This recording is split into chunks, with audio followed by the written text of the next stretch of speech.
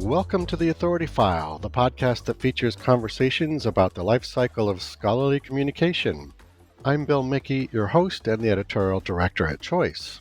In this series, which is brought to you with generous support from Taylor and Francis, we're going to be talking about open access, but from the publisher's point of view. In order to meet the requirements of open access distribution of scholarly content, publishers have spawned a variety of new content models. Talk about a pivot. Joining me on the next 4 episodes is Jamie Hutchins, Director of Open Research Americas at Taylor and Francis. Jamie will be sharing the progress of the publisher's new open access book publishing pilot called Pledge to Open. It's a collective model, meaning libraries from a variety of institutions fund the program, and when the fund meets its threshold, titles are made available open access to everyone. Jamie will be discussing that along with the program's unique combination of humanities, social sciences, and STEM titles focusing on global issues inspired by the UN's Sustainable Development Goals initiative, and how the publisher helps academic libraries navigate the transition to open access. In this final episode of our series, Jamie talks about the lessons Taylor and Francis has learned since launching its Pledge to Open pilot, how publishers are dealing with the constantly shifting OA landscape, and some tips on how institutions and publishers can make the shift to OA more efficient.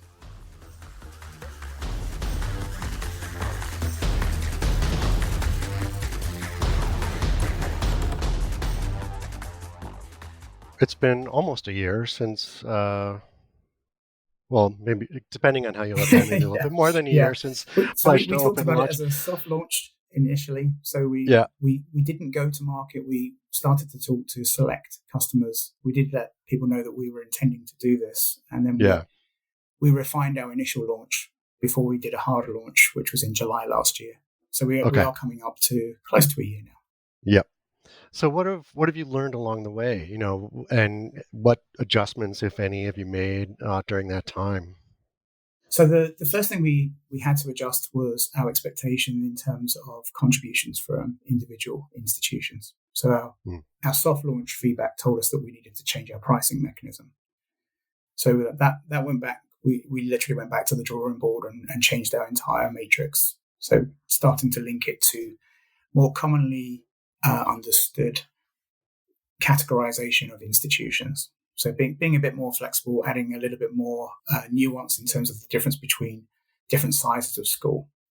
So that what we don't want to do is have somebody who wants to be a partner, but then money becomes the only focus. And that's not the intention of a collective funding model.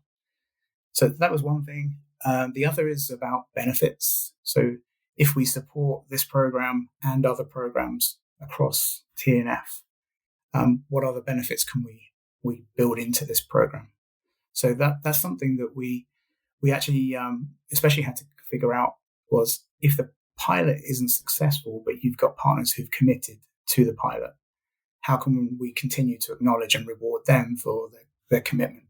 Mm-hmm. So making sure that they have the rights to those books that they supported, right? Even if the book didn't become open access. I think that was one of the key learnings as well.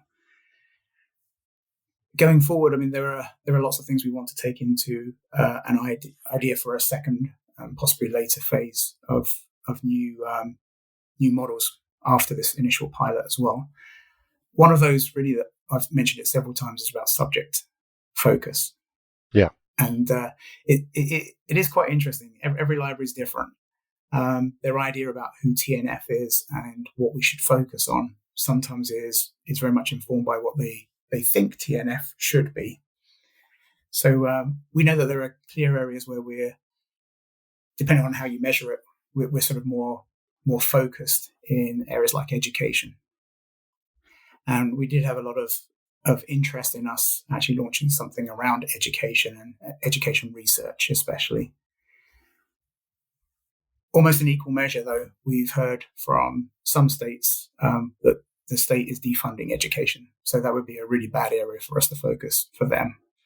So but they would be a great beneficiary from an open program. Exactly. These are the kind of real challenges that we have to take into our next viewpoint. We have obviously subject areas like African studies that people would like to see obviously a fund available for authors from sub-Saharan Africa, for instance, and we have quite a big editorial program in sub-Saharan Africa. We haven't seen a huge uptake from authors in this particular program, and perhaps that's because the SDGs aren't quite right for their research focus. So we need to think about that, the author side as well. And then the other thing is really about how do you create and sustain a collective who will continue to build a model with you and work with you going forward. And ultimately, what you want to be able to do is make this an affordable and sustainable thing that we can do with that collective. Mm-hmm. Yeah, so that's like a whole level of additional management that wasn't anticipated when we started. Yeah, I mean, I imagine like you'd have like a whole sort of communications program dedicated to that collective, to sort of keep them up to date on how things are progressing. And it certainly looks like that's something we have to build. Yeah, right, absolutely. Right. And wow, we have ways of connecting with that group, but it's how do you make sure that the message is going out to everyone? Mm-hmm. Is it going out in a way that's meaningful to them as well?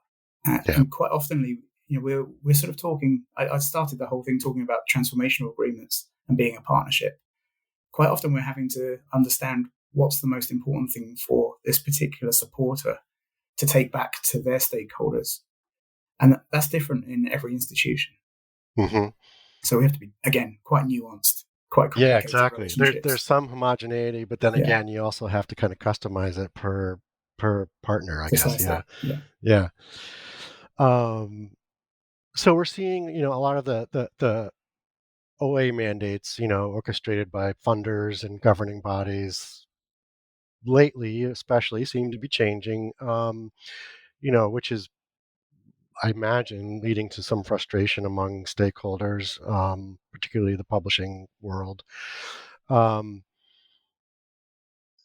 Many publishers have made real and significant efforts to comply with the new models, but it's obviously difficult and even perilous for like a commercial entity to keep changing to adjust to these new shifts in the OA market. What are your thoughts on this? And is the collective model a way to kind of temper all of that and maybe even head it off? Yeah, the continuous change is hard for any organization. So for an industry, it's even harder. Yeah. And, we're not a homogenous industry even. So, I've worked in the past for a very small company with less than 10 people working for it. And, we achieved a lot, I think, for 10 people. Now I work for a company with over 2,000 people. And, we achieve a lot too, but it's on a different level for each individual. Your impact is different as an individual in a smaller company. I don't know that I would say that change hasn't happened quickly, though. I think there's a lot of critics around who imagine the industry hasn't shifted that much. But this is an industry that's been around for short of 400 years, really. Mm-hmm. Became industrialized, perhaps post-war, post-Second World War. But we've shifted, probably 50% of our industry towards open access, depending on what metrics you use, in just the last 2 decades.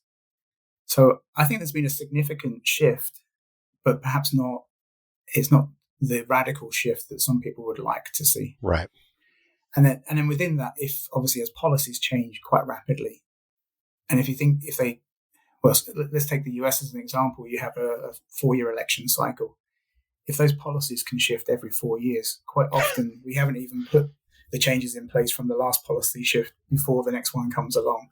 Right. So we have to become more flexible. We have to become more almost modular in our approach so that we can change aspects of our programs without having to change everything.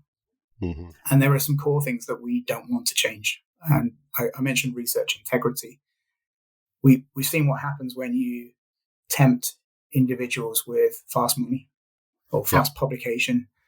As an industry, we weren't expecting there to be a radical shift in terms of research integrity, and now we're having to invest heavily in systems to actually ensure that we can detect issues early on, to correct those issues that perhaps pre-existed that we weren't aware of.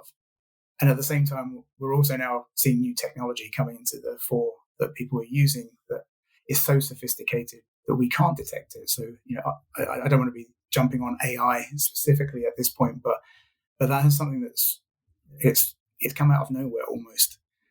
And it was just over 2 years ago, I think those first large language models were issued. Mm-hmm. And we're having to pivot as an industry around those large language models, both as an opportunity and also as a threat to the academic record. Yeah, of course. Just out of curiosity, is TNF exploring AI and its own yes, of course. publishing output? Yeah. So TNF as well, we're the publishing house, but we're also part of the Informa group. And so artificial intelligence is something that we're looking across the group. So it's a benefit we have from being part of a wider organization. It is also one of the reasons that we use investor capital to invest in these new types of technology. And we're looking at different ways that it can either benefit us or we can use it as a tool to improve the services that we offer. Right. And then a lot of the focus that typically gets, I think perhaps more of the focus really is then how do we detect fraud or bad players in the system as well. And we've seen what happens to our competitors when we don't. So that's obviously clear motivation for us to ensure that we're still playing a viable role in this community. Yep. So given what you've learned so far with the Pledge to Open pilot, what are some factors that can make an institution shift to purchasing OA more efficient? What needs to happen so an institution and publisher can implement OA agreements more easily? Oh, do you want my opinion on that? Yeah, there are a lot of things. I mean, it's very nuanced. It's quite often, where does that institution start from? Yeah. So if the contact point that we have is quite naive to what open access is, even quite often I don't want this to sound like I'm talking down to anyone at all, because we all start from somewhere. But quite often the first contact point will be, I've heard that I need to do something around open access. My faculty is telling me I need to do something. Can you help us? Mm-hmm. That's a pretty good contact for us, because we are set up to be able to guide people through what that might look like for them as an institution going forward. And we have different ways of engaging in different models. It doesn't have to be a monolithic transformational agreement. Right. That's not for everyone. So that's a good starting point. What can be quite complex is where libraries typically are working with multiple publishers. And if the starting point is you expect every publisher's model to be the same, that's not. It's very unlikely for that to happen. Yeah. Obviously informed by each other, yes. But comparing a large STM-based publisher with a large HSS publisher, you've got a very different transformation underway at a different rate. Yep. Awesome. Well, Jamie, that's all the time we have. Thank you so much for joining us. Oh, thank you, Bill. It was a real pleasure.